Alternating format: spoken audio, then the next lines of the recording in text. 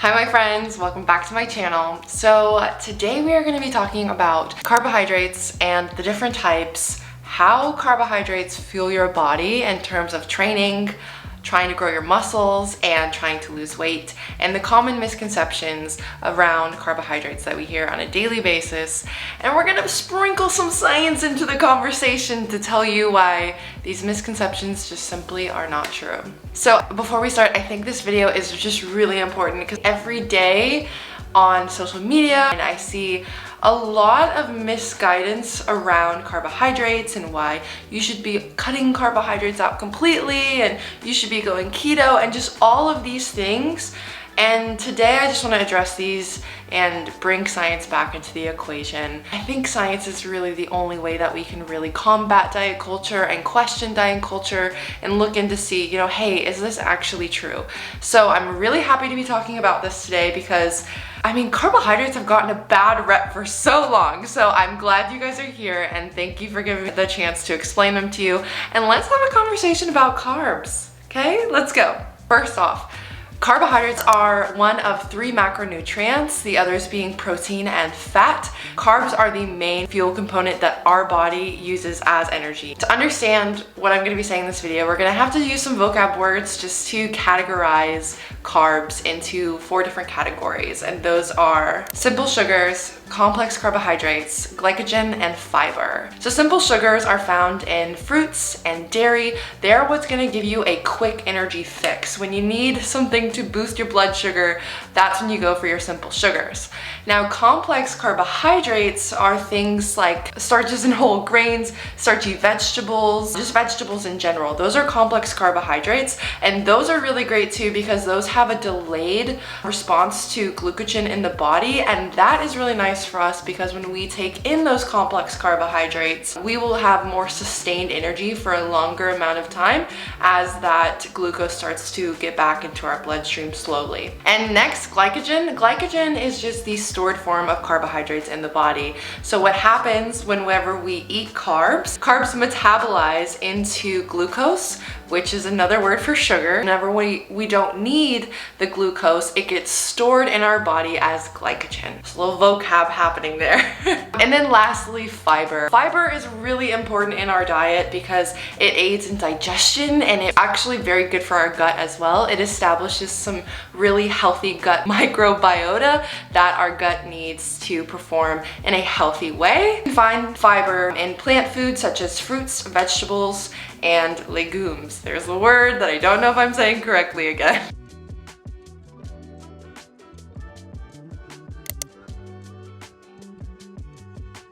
Legumes.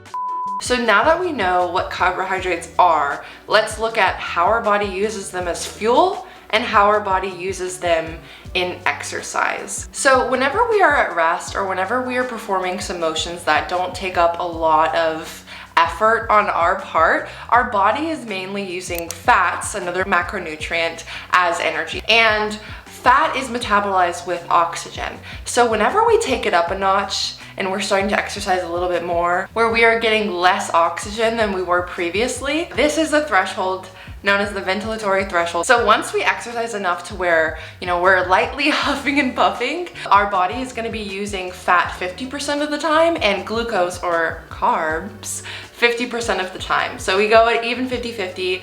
Because we're huffing and puffing a little bit more, our body is going to be using both fats and carbohydrates as fuel to continue what we're doing.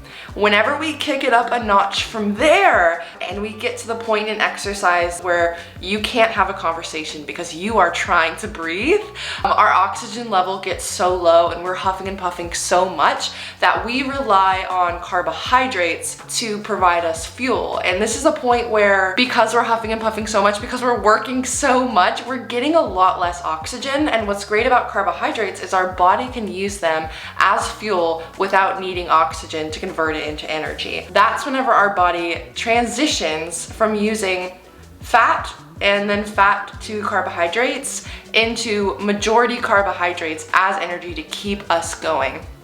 Now what happens is whenever we do not have enough carbohydrates or glucose in our body for our body to use that as fuel, this is known as hitting a wall, okay? We don't have any fuel left that our body can use at that rate. So what happens is we have to go back to using a little bit of fats, which means we have to stop exercising at that point, take it down a notch, and go back to using fats and carbohydrates as energy. Why is this important? So you guys know, if you're an athlete, if you like to go to the gym, you know that when you hit a wall, it's not fun.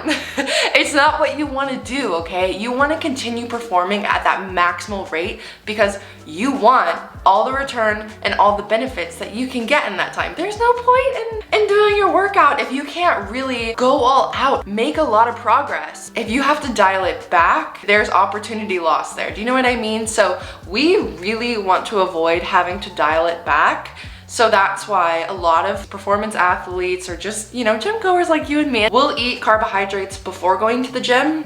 Maybe sneak a quick simple sugar carbohydrate in the gym just to give them a little extra push when they're feeling tired, and have carbohydrates after a session to help with recovery. I hope you guys are starting to see how our body uses carbohydrates as fuel and how they're really important to fuel sessions, especially in training. We want to make sure that we can go all out, and that requires energy in the form of carbohydrates as well. So we need to make sure that we are properly fueling our body to get the results that we want in our sessions. Studies have shown that reducing carbohydrate intake can reduce output in a training session and can reduce performance in that session as well. Those same studies have showed that an ingestion of carbs while performing or during an event leads to increased performance and lesser time to exhaustion. So you have more of a time before you hit that wall, before you run out of glucose as energy.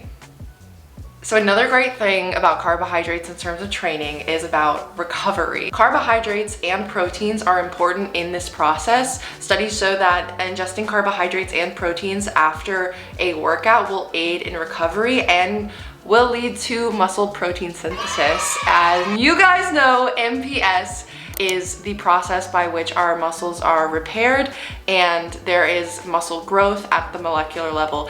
This is a good thing, you guys. I mentioned this in the previous video about protein, but we want MPS. We want that muscle growth. We work really hard for our muscles, and so we want to make sure that they are growing and repairing, and to do this, that also requires carbohydrates as well as a little bit of protein too. So now we know how carbs can help us in our training, no matter what training you're doing, endurance, resistance training, strength training, we know how it can help us.